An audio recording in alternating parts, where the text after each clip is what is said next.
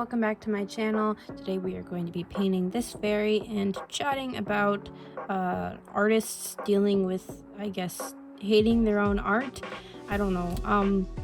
Obviously I'm going to take like a more personal stance from it because I am an artist, and also I don't want to speak like for everyone when dealing with this kind of like, I don't know, level of insecurity. Like it's such a complicated thing for an artist to keep making art but sometimes still hate their work, you know. So I just want to say before we get started that all this is from my personal experience and from like talking with like real life artist friends, that kind of thing. So yeah, if any of this resonates with you, you know, let me know, and if it doesn't, you know, share your own experiences with this kind of thing, and let's just get right into the video. I think when someone hates their own art, something that they enjoy doing, it's more of an insecurity about skill level. In my experience, I don't hate my own art style. I don't hate drawing. I don't hate painting. I don't even hate sharing my work online. I actually love all of these things. I love my own art style and I love making art.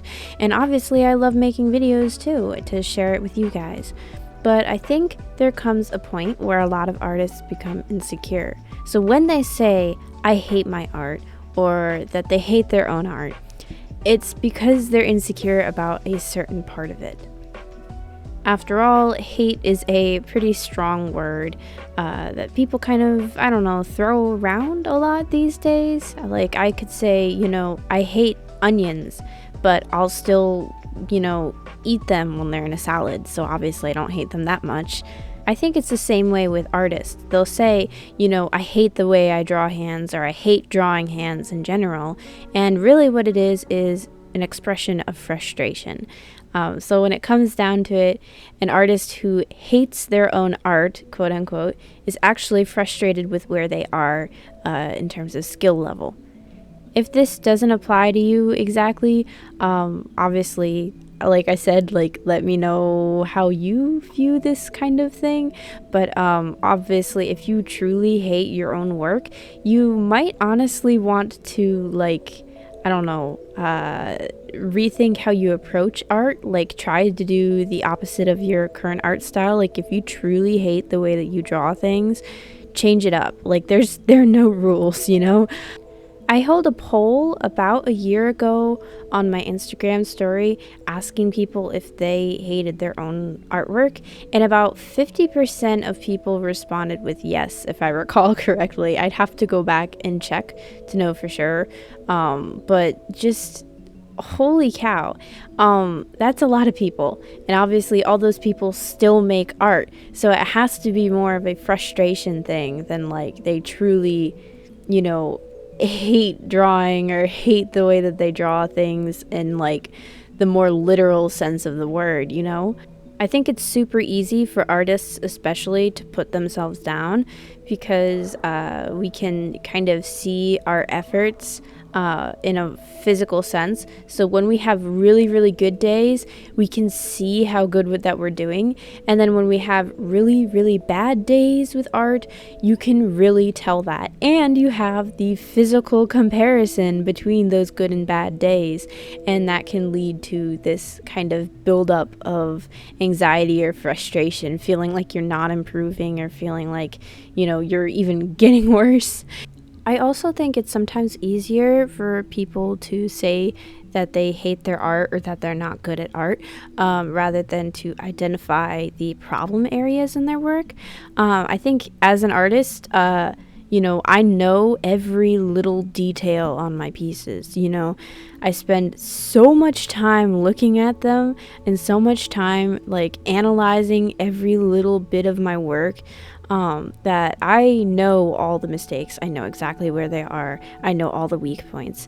And sometimes people don't see them the way that I see them, you know? So I think sometimes it's easier to let that ruin a piece than to actually work at it further. It can be really overwhelming too when there are a lot of mistakes in a piece, like a lot of little mistakes in the line art or a lot of color choices you might wish you made differently in like a traditional piece, especially because you can't ever truly fix it the way that in digital art you can kind of smooth things over. With this piece, for example, I look at her face and there's something a little bit off about the placement of her eyes and about the shape of her head in general. I also notice in the way that I lined her hair, her bangs look like super smoothed out, like they're super, super defined with the line art, while the rest of her curls are more of like a coily texture, like they look like they're a little more fluffed up. I also can't help but compare this piece to other similar pieces I've done recently because I've been in sort of a strange art block, uninspired era where I'm drawing a lot of fairies, but a lot of them look very, very similar, at least during art block. I've been really distracted lately with a lot of like life stuff, so that's led to kind of same pose syndrome and a lot of very, very similar dresses and wing styles. Obviously, I draw fairies a lot, which is something I don't know that I plan on changing anytime soon.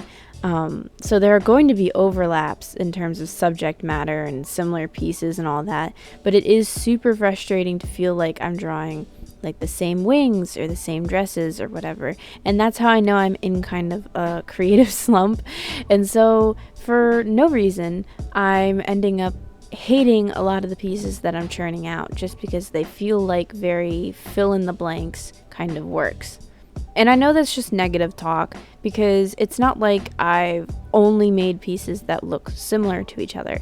It's just this is very much my comfort zone. So when I'm just painting for myself, like this piece, I kind of fall into that trap a lot. And I can't be surprised about that, but there's really, in my mind, there's like this idea that all of my paintings are for me. I enjoy painting pretty much anything. But because of that, there's no barrier for me between paintings that I criticize and paintings that I don't. And I think this is another contributing factor for when people hate their own art. Sometimes art just needs to be for the sake of art. Like sometimes you're painting just to get something creative done after a long, draining day. And I think that's hard to kind of piece together in your own, little artist brain that wants everything to look good and be perfect. But sometimes you can't expect yourself to be constantly churning out unique pieces. Because I lack that boundary right now between art that's for me and art that's, for stickers or prints or whatever, I have trouble sometimes enjoying painting for myself. And it's not that I don't enjoy painting in general, it's just in my mind, I'll end up comparing things that are, supposed to be in my comfort zone, supposed to be just for fun, and things that are supposed to push me a little bit further.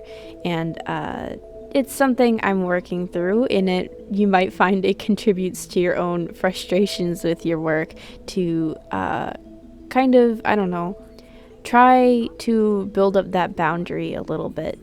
Like I mentioned before, I haven't been working in my sketchbooks as much recently just because I've been distracted by life stuff. Like I feel very creatively drained when I'm dealing with things that are, less artwork focused and more like, I need paperwork done for school, or I am worried about my pet's health or whatever, So it's hard to focus on creative stuff when you're dealing with things like that. And naturally, when you don't draw for a week or whatever, you're going to experience some lapse in skill. It won't be much, but it'll be enough to kind of frustrate you when you come back and you're rearing to draw, you're ready to draw, you want to draw for hours and hours, but things just aren't turning out right because your hands are all, rusty or whatever. I also wanted to quickly mention the detriments of how artists can talk about their art, because I'm someone who's definitely put down her own work a lot. I try not to do it online, just because obviously I don't want to look through like my Instagram story highlights or something and see just a whole bunch of me complaining. And I also don't want to negatively impact like other artists that follow me or contribute to like the comparison that happens on social media and all that.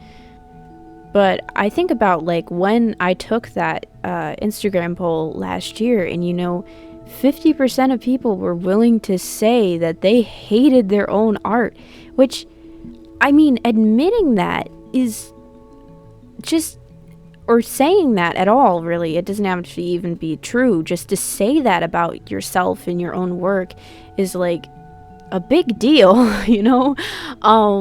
It's, I don't know. There has to be some kind of way to hold back that kind of negative self-talk while still being able to criticize your own work. Because saying, I hate my artwork is the same as someone coming into your Instagram comments and saying your artwork's bad without giving any kind of real, I don't know, constructive criticism. Like a lot of artists complain about hate comments that aren't constructive criticism, right? So why would you go and do that to yourself and be any less like offended or upset? Obviously, it's not constructive to think about your own work this way. It's not constructive for me to just say this painting's bad.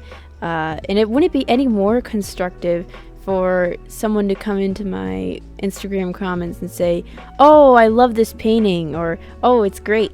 That's those are very kind words and I'm grateful for them.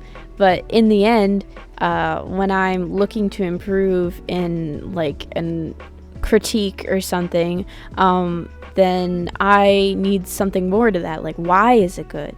What do you like about it? The same way that when I have criticisms about my own art, I try to identify the problem. And I think that's the best way for artists to take something positive from this kind of negative view of their artwork. And I honestly think that's the only way for artists to work through it and get better with it all. Before we wrap up this video, I want to say a quick thank you to my Ko-fi supporters. So thank you so much to Ashley, Savvy, and Tiffany. You guys are the best. Thank you so much. And if you guys want to go and join them on my Ko-fi page, the link will be in the description box for all these fun rewards. That's it for this video. I think I could talk for hours about this and about artists' mental health, but I'll catch you guys next time. Bye!